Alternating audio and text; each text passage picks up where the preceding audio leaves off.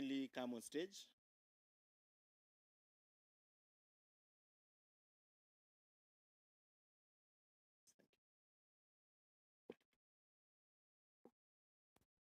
Good afternoon, ladies and gentlemen.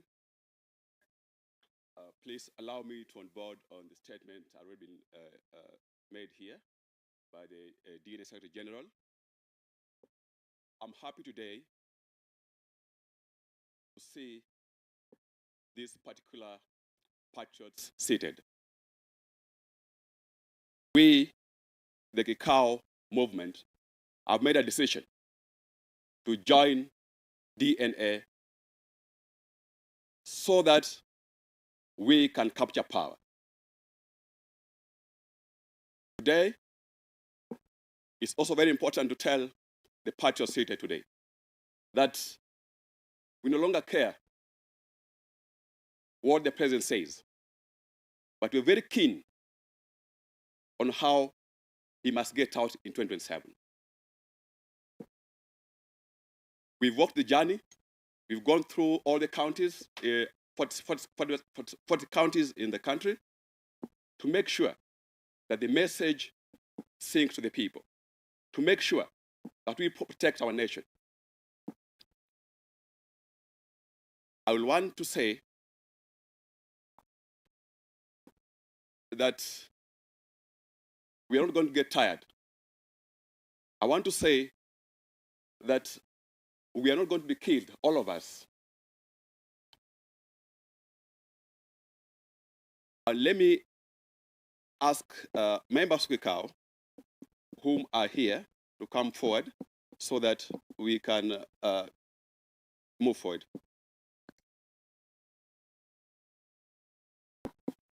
Sorry, members of the media, we will invite the Secretary General DNA for a brief session, and then we proceed.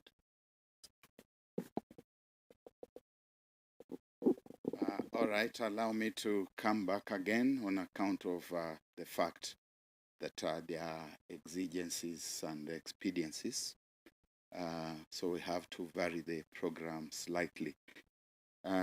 Presently, I will invite the party leader to give us the keynote address.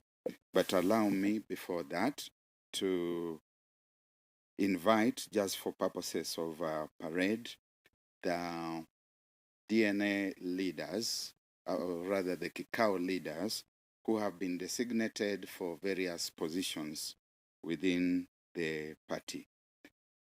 Deputy Party Leader Designate, Chepkoech Toet, and they will join the party leader as he addresses the gathering. Deputy National Chairperson Designate, Bright Shitemi. Secretary, Publicity, Policy and Economic Affairs, Starlings Mushiri. Secretary, Political Affairs, James Okumu. Also within the Secretariat will be Lispa Murugi. Is there anyone I have disremembered? Partnerships and Funds Raising Director, Cheng Eugene. Yes, come forward. And having done that, let me invite the members of the National Executive Committee who are here to come and join this team as I hand over to the party leader, Mr. Godfrey Kanoti. Thank you.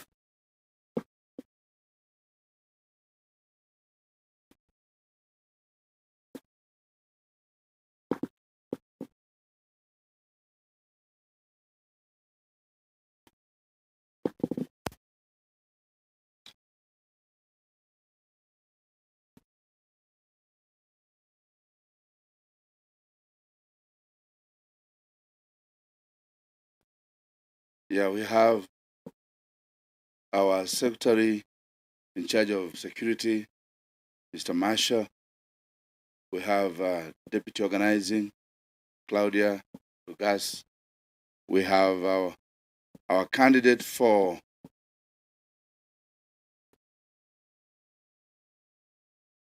Lugari, Member of Parliament, Mr. Walter Chikali.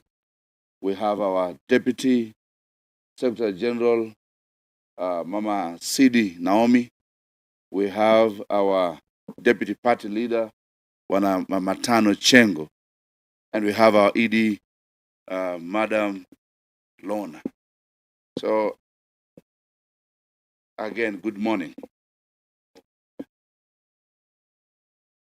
Today is not just a press event, it is a revolutionary moment. We gather to mark the formal union of the Democratic National Alliance, DNA, and Kikao Youth Movement. This is a turning point, a signal to the nation that Kenya's youth are no longer knocking on doors. We are opening our own. From today, DNA becomes the official political home of Gen Z and millennial leadership in Kenya. We cannot celebrate without acknowledging the crisis our young people face. Over 35% of youth in Kenya are unemployed. Millions more are underemployed, underpaid, or hustling just to survive. Corruption, nepotism, and a greedy political class have shut youth out of opportunities. But it goes deeper and darker. In recent months, young Kenyans have been abducted, tortured, and even killed for daring to speak out, organize, or protest.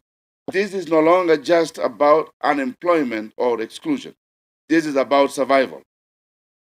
We live in a country where young people are only called upon to vote, clap, and entertain, not to lead or question authority. And when they do, they are met with violence and silence. This is a national shame, and it must end. Kenya's population is 75% under 35, yet they remain marginalized in governance and policy. Let me say it plainly, this is not just unfair, it is unsustainable.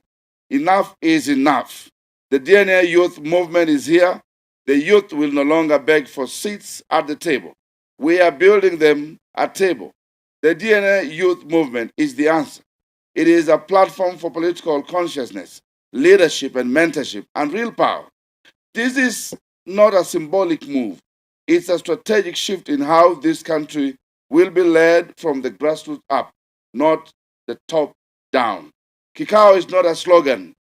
It is a movement with muscle, active in 40 counties with thousands of committed members. Kikao has done the grassroots work that most parties ignore. Their consultative forums, their discipline, and their refusal to be co-opted made them the natural heartbeat of youth political mobilization. By integrating Kikao into DNA, we are supercharging our youth engine ahead of 2027. We are tired of tokenism where youth are given photo ops but not real responsibility. We are tired of gatekeeping where all systems protect the same tired faces at the youth's expense.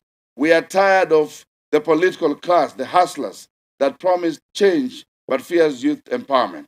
The youth are not the future. They are the present, and they will no longer ask for permission to lead. To the youth, politics is not a sport. You are not spectators in a game played by others. You are the players, the coaches, and the owners of this game. It is time for you to build your own table. While you scroll, post, and protest online and in the streets, your future is being decided by people who do not understand or represent you. It is time to step up, show up, and speak up. It is time to run for office, contest for seats, mobilize communities, and lead from the front. You are not one voting block. You are many voices, many talents, and one unstoppable force. DNA is not just welcoming you, we are investing in you. Today, we are launching a platform for political education, a space for mentorship and power building, a roadmap from the grassroots, not the top down, This is not symbolism. This is our promise. To every young Kenyan watching this, this is your moment. 2027 will be the youth tsunami. The question is, will you be part of the wave or will you watch it pass you by? The time for frustration has passed. The time for power is here. DNA is your home, your voice, your power. DNA, your voice, your power. DNA, your voice, your power. And let me say something extra. We have something going on in the country called empowerment programs. We want to state clearly that it is theft disguised as empowerment. And we are telling this government that this thing of carrying money in bags and going with them to Harambes, this thing must end. It must stop. The president and his cabinet are actually stealing from Kenyans. And we are saying this must be stopped by the youth. We can't continue saying you are using money that you never budgeted for. It's not in the budget. If it's not in the budget, then somebody's keeping our money somewhere. We need to have accountability. We need to have a government that has a plan. The president has said the opposition has no plan. But really, did they have a plan of just dishing out money? Is that a plan? Is that something that we need in the country? We need a country that is organized. And if you're saying you have a plan, please show us in action that you are truly a man of a plan. Number two, this thing of SHA, as they continue shouting about it, we have spoken about it, and again I will speak about it. The youth are supposed to be the beneficiaries of this SHA. Nyinyi ndio mnazaa sahihi. Kama unaweza kupeleka bibi yako na hawezi kupata SHA, na hiyo SHA unasikia rais anasema ati wewe utalipiwa na serikali. Hakuna mtu Kenya hii amepewa SHA ya bure. You pay for it for registration. Some are paying 600, some are paying 1,000, some are paying 2,000, but you must even pay for a whole year for you to be administered in the hospital. So we are saying this thing called SHA Bwana Duale, unless you are lying to the president, fix it. You are the minister. Go to the hospitals and see it for yourself. Go to Kenyatta Hospital. Go to all these hospitals, even the private hospitals. Don't stay at the State House and lie to the president. It's not working. It is not working. Mwisho kabisa, niwaambie ya kwamba vijana walidanganywa kwamba ID ni ya bure. Ni ya bure kweli? Wanalipa bado. Ama mlipi? So we are saying, if you say youth don't pay IDs, don't pay for IDs, then please don't charge. We want the young people to get IDs. We want them to be able to register for the vote. And the president has a responsibility, the government has a responsibility to make sure that all those young people who have turned 18 have a chance to take their identity cards. I think we'll leave it there for today. Unless there's a question you want us to.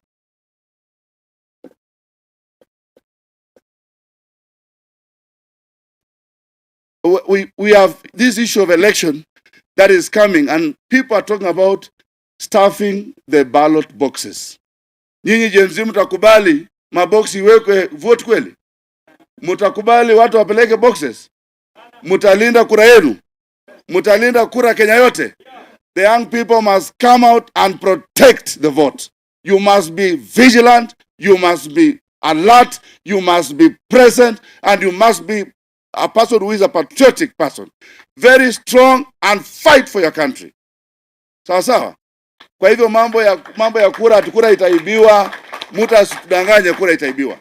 Na wale wanafikiria wataiba kura watajua hawajui. Watajua kitawapata ama kitawaramba, si ndio? Bas. Is there any question? We wait for that. The symbolism handing over that the receiving of the Gensis Kikao, right?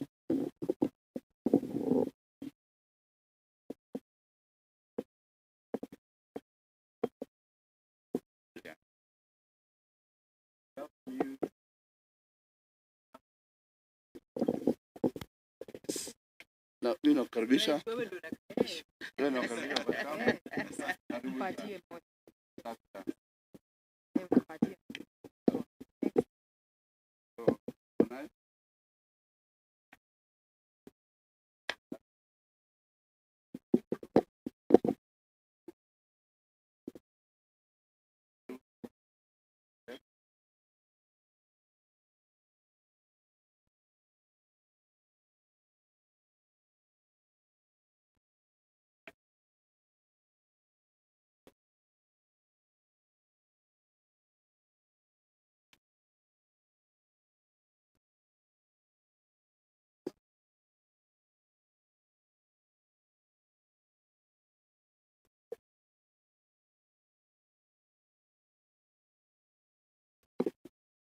Your voice, your power.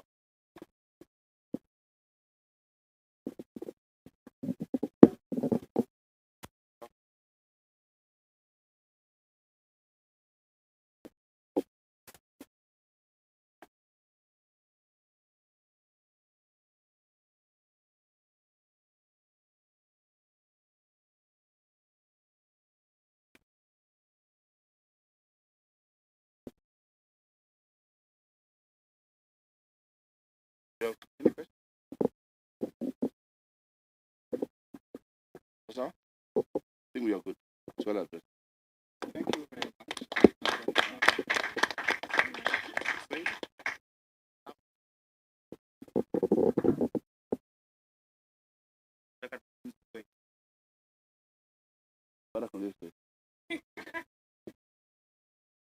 Si unajua Kiswahili kilikuja kwa merekebu na wakati mwingine hututatiza, lakini Kiingereza hututatiza zaidi. Ndio wanaomba weke bega kisha hivi vitu viegemeze upande huu. Asante sana. Basi twawashukuruni sana wote ambao tumeweza kufika hapa.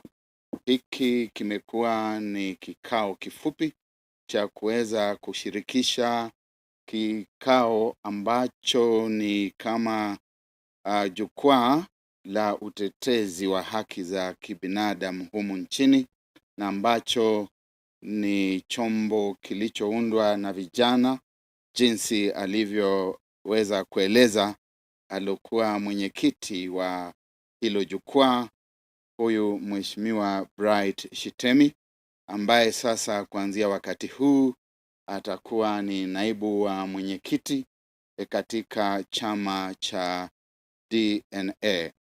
Wakati huo huo tumeweza kuwapokea wenzake ambao wako hapa, na sasa hawa watashirikishwa katika chombo cha usimamizi cha DNA ambacho ni kamati kuu tunayoita National Executive Committee inayoongozwa na Mheshimiwa Godfrey Kanoti. Tumeweza kusema kwamba vijana wamenyanyaswa na wananyanyaswa na viongozi wasiowafikiria. Kenya hii imeweza sasa kusheheni viongozi ambao lengo lao kuu ni kuweza kuangalia maslahi yao wenyewe, na hasa ni maslahi wanayoyaangalia kwa njia ya ulafi, kwa njia ya kuweza kujifikiria wao peke yao, wakiwa sasa wamefanya ulafi na wizi na upunjaji wa mali ya umma kuwa ni kitu cha kawaida.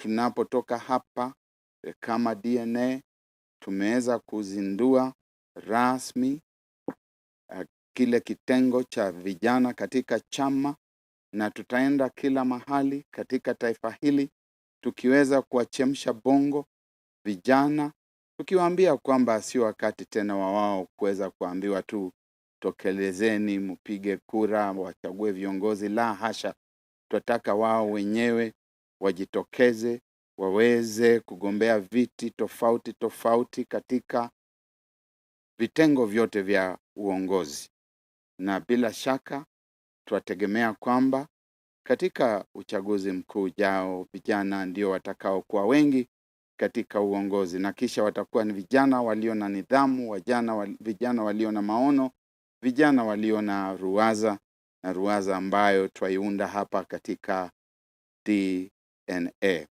Wakati wanapoenda huko, tungependa kukemea kisha kwa ukali tu baadhi ya matamshi ambayo tunaona washiriki wa karibu sana wa Rais William Ruto wakisema kwamba iwapo debe halitajaa tutalijaza kwa vyovyote vile. Tunawapa onyo mapema kwamba kitu kinachoitwa ICC kinawasubiri kule mbele, kwa sababu hatutaruhusu kitu chochote kama hicho kuweza kutendeka.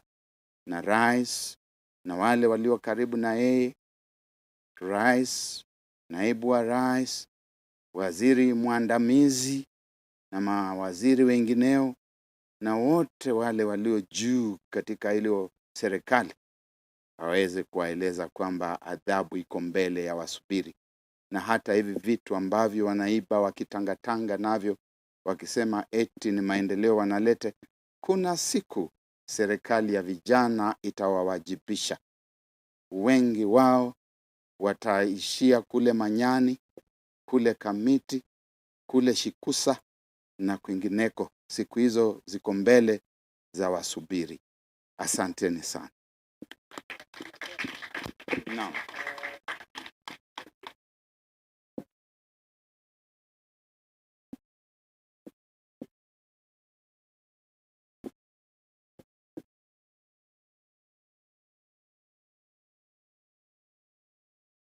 SHA tumeweza kuzungumzia, ikiwa tutaanzia hapo, kwamba ni kitu cha udanganyifu.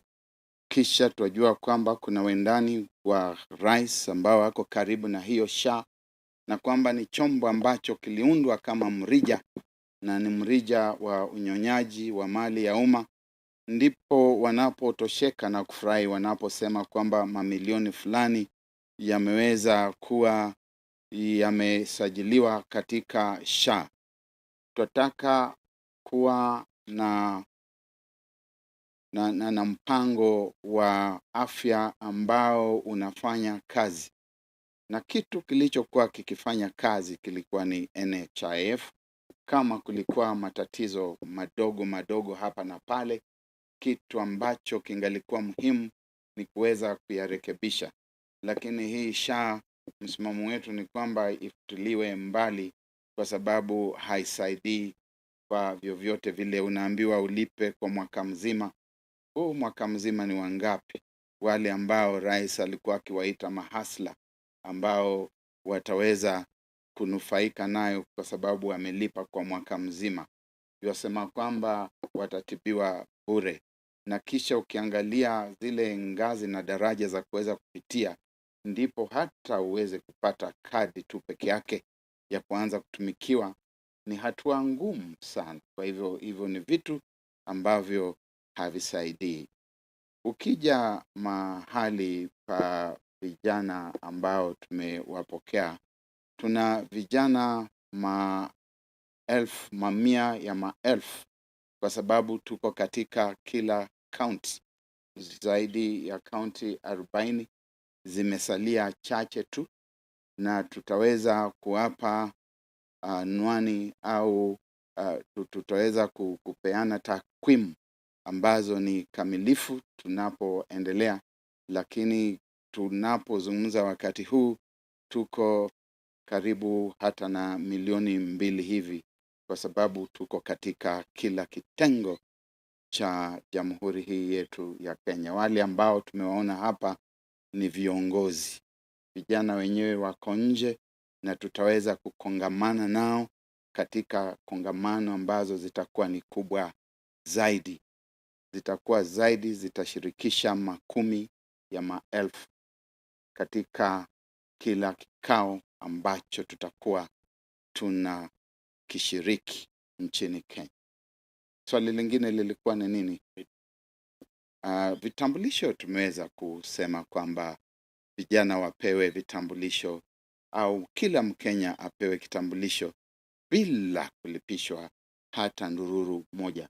Kitambulisho kama pasipoti ni haki ya kila raia, na kisha tuaonya kwamba hivi vitambulisho vinapotolewa, visitolewe kwa mapendeleo, kwa kuegemea kwamba sehemu fulani zinaonekana kwamba zitampigia Rais William Ruto kura. Tuviangalia kwa karibu sana. Tuangalia pia wahamiaji ambao wamo humu nchini.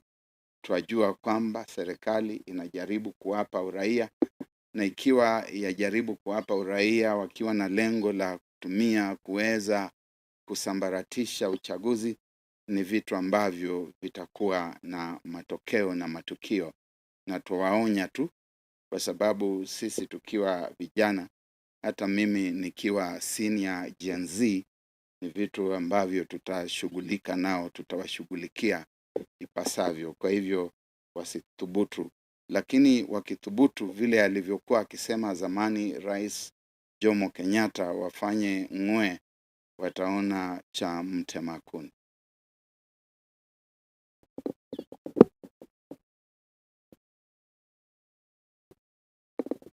Hustler Fund ulikuwa ni mrija.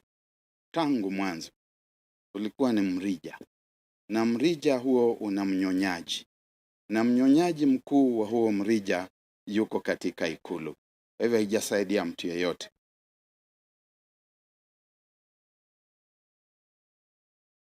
Naam. Naam.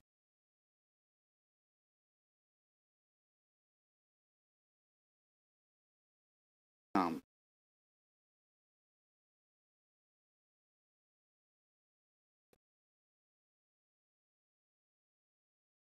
Kwanza kabisa wewe ni kijana, twakualika ujiunge na chama cha DNA.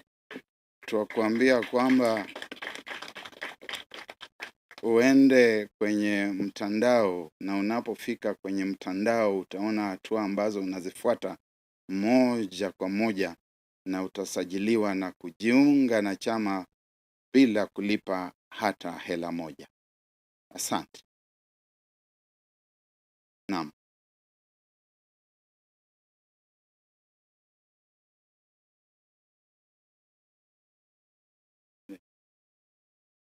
Hizo ni fedha zao. Itakumbukwa kwamba waziri anayesimamia mambo ya Hustler Fund, Mheshimiwa Wycliffe Ambetsa Oparanya, aliweza kuambia watu waliokopa kutoka kwa Hustler Fund kwamba wasilipe. Huo ulikuwa msimamo wake kabla ya kujiunga katika hii serikali yao ya ushirikishi mpana, na usiwe ni upana wa makandamizi na kuwatesa wananchi. Msimamo ule aliochukua Mheshimiwa Oparanya wakati aliambiwa Wakenya kwamba msilipe, ndio msimamo huo huo, wasilipe, kwa sababu ni pesa zao. Asante. Ningependa kuongezea kwamba mwaka jana tulisema nini? Kufa dereva, kufa makanga. Kufa dereva, makanga alikuwa nani? Alikuwa jamaa mmoja anaitwa wa Munyoro, sio? Kwa hivyo tunasema wale viongozi ambao wanakuja sasa kutuzungumzia, kutuambia kwamba wao ni watu tofauti, tunawajua vizuri. Na haya mambo siasa ya kusema vijana sijui kuna cousins lugha moja, kuna wengine wa lugha nyingine, vijana hatujui mambo kama hatujui kabila, si ndio? Kwa hivyo tunaungana pamoja. Hii ndio chama cha vijana. Njooni nyote tujiunge, tubadilishe nchi, si ndio? Asante. Basi asanteni sana. Thank you.